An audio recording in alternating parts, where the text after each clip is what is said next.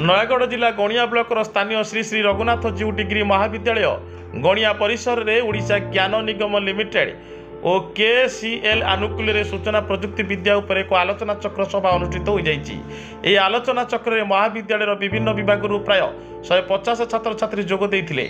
आलोचना चक्र आरंभ में महाविद्यालय अध्यक्ष श्रीजुत लक्ष्मीकांत पंडा सभार सभापतित्व कार्यनिर्वाह करते। पर महाविद्यालय इतिहास विभाग अध्यापक श्रीजुत अशोक कुमार मिश्र मुख्य वक्ता भाव में अतिथि मान परिचय प्रदान करने सहित सूचना प्रजुक्ति विद्या संबंध में छात्र छात्री को संक्षिप्त विवरणी प्रदान करते।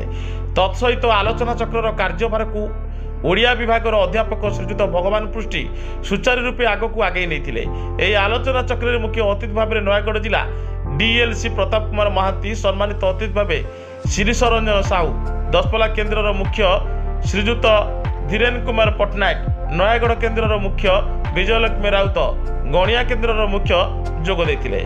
मुख्य अतिथि छात्र छात्री को वर्तमान जुग में कंप्यूटर शिक्षा और प्रजुक्ति विद्या समस्त छात्र छात्री आवश्यक।